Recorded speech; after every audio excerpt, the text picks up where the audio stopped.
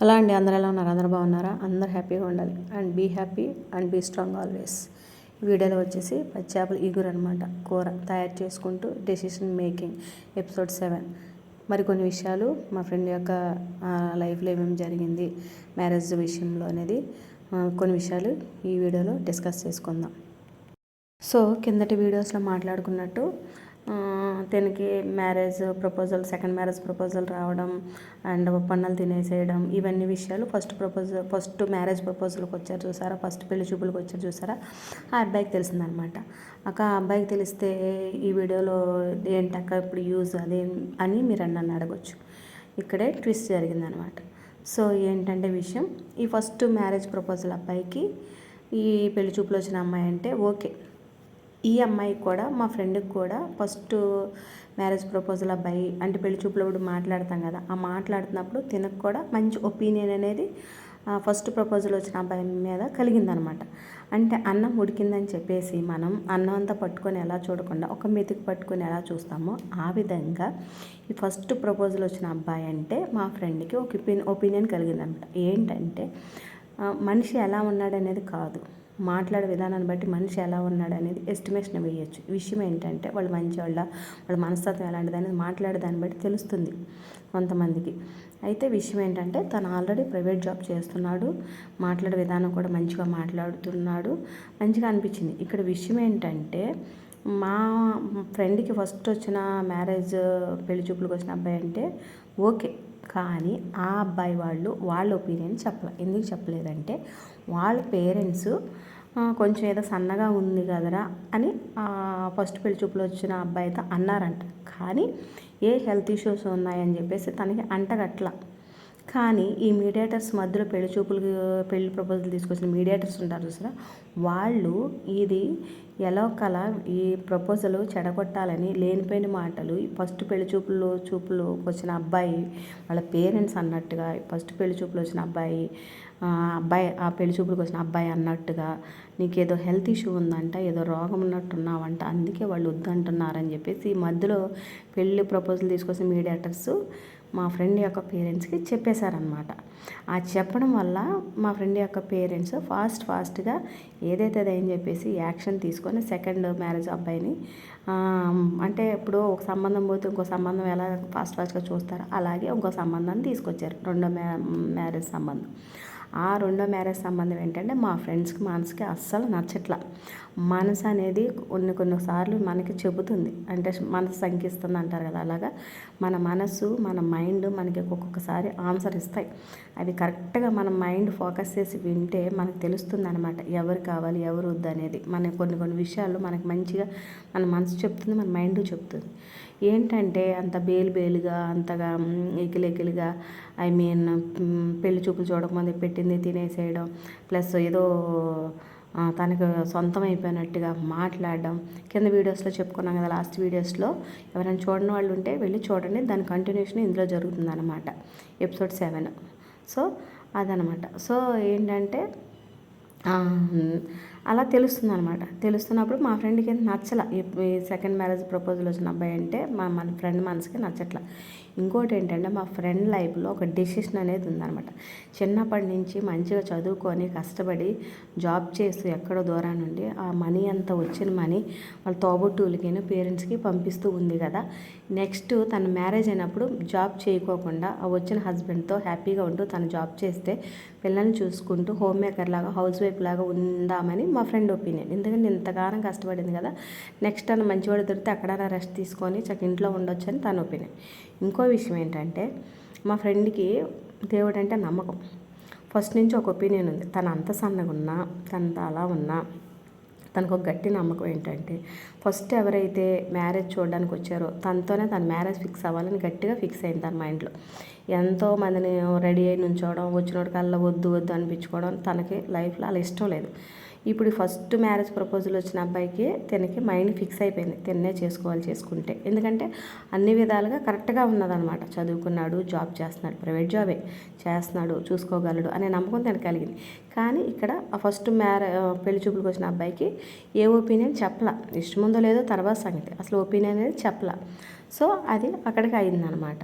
అయినప్పుడు సో ఈ విషయాలన్నీ ఏంటంటే సెకండ్ మ్యారేజ్ అబ్బాయితో పప్పన్నాలు అయిపోయినాయి, ఇట్లా మ్యారేజ్ ప్రపోజల్స్ వస్తున్నాయి, ఎప్పుడు మ్యారేజ్ ఫిక్స్ చేసుకుంటారని చెప్పేసి ఈ మా ఫస్ట్ పెళ్లి చూపులకు వచ్చిన అబ్బాయికి ఎవరో ఫ్రెండ్స్ చెప్పారంట. అయితే ఇప్పుడు ఏంట్రా నాకెందుకు చెప్తున్నారు, అమ్మాయికి ఆల్రెడీ పెళ్లి చూపులు అయిపోయినాయి అన్నారు, పప్పన్నాలు అయిపోయినాయి అన్నారు, మనకెందుకురా అంటే ఈ అమ్మాయి ఏంటో ఇన్నోసెంట్గా అనిపిస్తుందిరా, నువ్వేందుకు చేసుకోకూడదు, ఆ అమ్మాయికి ఏమో ఆ అబ్బాయి వచ్చినోడేమో ఇష్టం లేదంట, వాళ్ళు అంటున్నారు, అందుకే నీతో చెప్తున్నామంటే మా పేరెంట్స్ ఏమీ చెప్పట్లేదురా అని చెప్పేసి ఈ ఫస్ట్ పెళ్లి చూపుల అబ్బాయి మా పేరెంట్స్కి ఏమి ఇష్టం లేనట్టు ఉందిరా, వాళ్ళు ఏం చెప్పట్లా, వాళ్ళు ఏం చెప్పదు, నేనేం డెసిషన్ తీసుకోనరా, ఏమో ఏం జరుగుద్దో చూద్దాము అని చెప్పేసి ఈ ఫస్ట్ పెళ్లి చూపులకు వచ్చిన అబ్బాయి అనుకున్నాడు అనమాట. ఇక్కడ విషయం ఏంటంటే మా ఫ్రెండ్ దేవుడంటే బాగా నమ్మకం. సో మనం చేసే ప్రయత్నం మనం చేయాలి, నెక్స్ట్ దేవుడి మీద ఆధారపడాలి. గాలిలో దీపం పెట్టి దేవుడా భారమని ఎప్పుడు అనకూడదు. ఇప్పుడు గాలి దుమ్ము వస్తున్నప్పుడు గబగబుగా సామానం ఇంట్లో చదురుకున్నాం అనుకో, తలుపులు వేసుకున్నాం అనుకో, ఆ గాలి దుమ్ము అనేది వచ్చినప్పుడు మన సామాను కొట్టుకుపోదు ఎక్కడికి. అట్లాగే గాలి దుమ్ము వస్తున్నప్పుడు ఎక్కడ సామానం అక్కడ పెట్టుకున్నాను అనుకో, గాలి దుమ్ము అన్నీ కొట్టుకుపోతాయి. నువ్వు లేపలు పెట్టకుండా దేవుడా గాలి నాపు సామాను కొట్టుకొని పోకూడదంటే ఎలా కుదరదు కదా. అంటే మనకు అర్థమయ్యే లాంగ్వేజ్లో చెప్తున్నాను అనమాట, ఎవరు తప్పుగా అనుకోవద్దు. అలాగే మనం చేసే ప్రయత్నం మనం చేయాలి, నెక్స్ట్ దేవుడు దాన్ని కంట్రోల్ చేస్తాడు. అలాగే మా ఫ్రెండ్కి దేవుడి మీద ఫుల్ నమ్మకం అనమాట. ఆ నమ్మకం పెట్టుకొని తన ప్రేయర్ తను చేసుకుంటూ, దేవుడా అన్ని సైడ్స్లో నేను అన్ని ప్రయత్నాలు చేశాను, సో నెక్స్ట్ ప్రయత్నం నీకే అప్పచెప్తున్నాను అని, నేను ఎంత కష్టపడ్డాను, మళ్ళీ లైఫ్లో మళ్ళీ కష్టపడుతూనే ఉండాలా. ఈ అబ్బాయిని పెళ్లి చేసుకొని తనేమో జాబ్ చేసే రకం కాదు, అంటే తన గురించి క్యారెక్టర్ మంచిది కాదని చెప్తున్నారు. ఇంకో విషయం ఏంటంటే ఇక్కడ గొప్ప విషయం, ఈ రెండో ప్రపోజల్ వచ్చిన అబ్బాయి కంట వాళ్ళ ఫ్రెండ్స్ మా ఫ్రెండ్తో మాట్లాడినప్పుడు చెప్పారని చెప్పాను కదా, 10 సంబంధాలు అంట అయింది. మా ఫ్రెండ్ 10వ సంబంధం అంట. 10 సంబంధాలు చూసిన ఎవ్వరూ యాక్సెప్ట్ చేయట్లేదంట. వీడేంటి ఎలా ఉన్నాడంటే, నేనున్నాను మా ఫ్రెండ్ పెళ్లి చూపులకు వచ్చినప్పుడు, ఇంత లావుగా ఉండి పెట్టినవన్నీ తినేస్తూ అసలు ఇషారం లేకుండా పచారం లేకుండా ఉన్నాడనమాట. ఇంకా చూడండి ఇంకా తను ఎలా ఉంటాడు. రెస్పాన్సిబిలిటీస్ పర్సన్స్ సెపరేట్గా ఉంటారు అదనమాట. సో ఏ విధంగా ఏ కోశాన్ని కూడా నచ్చలేదన్నమాట. హ్యాపీ. ఇప్పుడు పెళ్ళి అవ్వలేదన్న ఒక ఏజ్ అయిపోతుంది, పెళ్ళి అవ్వలేదన్న ఒక విచారం కూడా లేదు ఆ అబ్బాయికి. పెట్టిందల్లా చక్క తినేసి దర్జా కూర్చొని చూడవసరం లేదండి, నాకు ఓకేనండి. ఎందుకంటే ఆమె చదువుకుంది, జాబ్ చేద్దని వీడి ఒపీనియన్ అనమాట. ఈ రెండో ప్రపోజల్ వచ్చిన అబ్బాయికి ఏంటంటే, ఎంత మటుకు బాగా చదువుకుందిరా, నువ్వు వెంటనే ఒప్పేసుకోరని చెప్పారంట. వాళ్ళ సైడ్ వాళ్ళ పేరెంట్స్ను వాళ్ళతో వచ్చిన వాళ్ళ చుట్టాలు ఉంటారు వాళ్ళు, నచ్చిందా ఏం చెప్పొద్దురా, అమ్మాయి చదివింది, పెద్ద చదువుకుంది, అది కూడా హైదరాబాద్లో జాబ్ చేస్తుంది, ఇప్పుడు ఎక్కడైనా జాబ్ చేసి నిన్ను పోషిస్తుంది, మీ అమ్మ నాన్నలను కూడా పోషిస్తుంది, గుడ్డి చాకరీ చేసుకుంటా కూర్చుంటుంది, నువ్వు గమ్ముగా ఉండరా, నచ్చింది నచ్చలని చెప్పొద్దురా అని చెప్పేసి ముందే చెప్పి తీసుకొచ్చారంట. అందుకని చెప్పేసి మనవడు చూడకముందే నాకు ఓకేనండి, చేసేయండి, నాకేం పర్వాలేదు అని పెళ్లి చూపులకు వచ్చినప్పుడు పెళ్లి చూపులు చూడ్డంట, వద్దండి నాకు చేసేయండి అన్నప్పుడే వాడు క్యారెక్టర్ డౌన్ అయిపోయింది అక్కడ, ఆడు ఎలాంటి వాడు. సో ఇదంతా మా ఫ్రెండ్ ఇంట్లో నుంచి చూస్తూ అంతా అబ్జర్వ్ చేస్తుంది అనమాట. అలా అయినప్పుడు ఈ ఫస్ట్ ప్రపోజల్ అబ్బాయి అన్నాడంట, మనం ఏం చేద్దాంరా, ఏది జరిగితే అది జరిగిందని చెప్పేసి ఈ అమ్మాయికి ఫోన్ చేశాడనమాట. అసలు కనుక్కుందాము నిజమెంత అబద్ధం ఎంత అని చెప్పేసి ఎవరైతే ఫస్ట్ పెళ్లి చూపులకు వచ్చిన అబ్బాయి మా ఫ్రెండ్కి కాల్ చేశాడనమాట.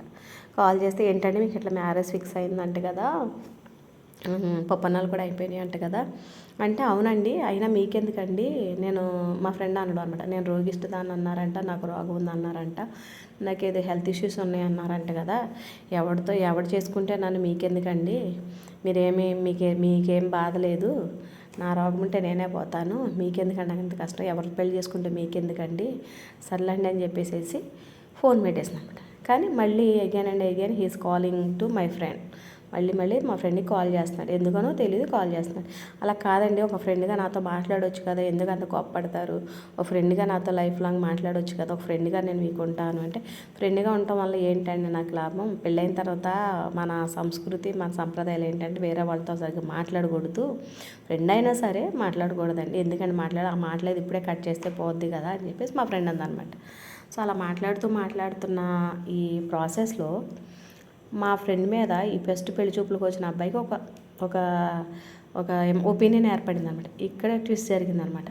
నేనే ఈ అమ్మాయిని ఎందుకు చేసుకోకూడదు, చక్కగా మాట్లాడుతుంది, చక్కగా ఉంటుంది, నేనే ఎందుకు చేసుకోకూడదని చెప్పేసి ఈ ఫస్ట్ పెళ్లి చూపులకు వచ్చిన అబ్బాయికి ఈ పప్పన్నాలు అయిపోయిన మా ఫ్రెండ్, రెండో సంబంధం వచ్చిన పప్పన్నాలు అయిపోయిన మా ఫ్రెండ్ మీద కలిగిందనమాట. ఇదే పెద్ద ట్విస్ట్ అనమాట. సో అలా కలిగినప్పుడు మా ఫ్రెండ్తో ఈ ఫస్ట్ పెళ్లి చూపులకు వచ్చిన అబ్బాయి అన్నాడంట, ఏమంటే నేను మిమ్మల్ని పెళ్లి చేసుకోవచ్చా అని అడిగాడంట. మా ఫ్రెండ్ మనసులో ఉప్పొంగిపోయి, నేను కోరుకున్నది కూడా ఇదే కదా, నాకు కావాల్సింది కూడా ఇదే కదా అని చెప్పేసి మనసులో హ్యాపీగా ఫీల్ అయింది. కానీ పైకి మాత్రం ఏమీ తెలియనట్టుగా, ఎందుకంటే ఆల్రెడీ నాకు ఒప్పందాలు అయిపోయినాయి, ఇప్పుడు ఏం జరుగుతుందో ఏంటో నాకైతే తెలీదు, ఎందుకులండి అయిందేదో అవుతుంది పోనీండి అంటే, అలా కాదండి మిగతా ప్రాబ్లం నేను చూసుకుంటాను, మీకు ఇష్టమా కాదా చెప్పండి అంటే, నేను ఆ రోజు చెప్పలేదండి, ఈ రోజు చెప్పలే, నేను ఎప్పుడైనా ఏమైనా మాట్లాడానా, నాకు ఓకేనే కదా, నేను గమ్ముగా ఉన్నాను, మీరే ఏ ఒపీనియన్ చెప్పకుండా ఎంతగానో బాధపెట్టి ఇంతమందితో నన్ను మాట్లాడిపించారు, ఇది మీకు కరెక్ట్ కాదండి, నాకైతే చాలా అంటే చాలా బాధేస్తుంది అని చెప్తే, సరే ఇప్పుడు నేను నెక్స్ట్ ఏం చేయాలంటే మా పేరెంట్స్ వెళ్ళి మాట్లాడండి అని చెప్పేసి మా ఫ్రెండ్ అందనమాట.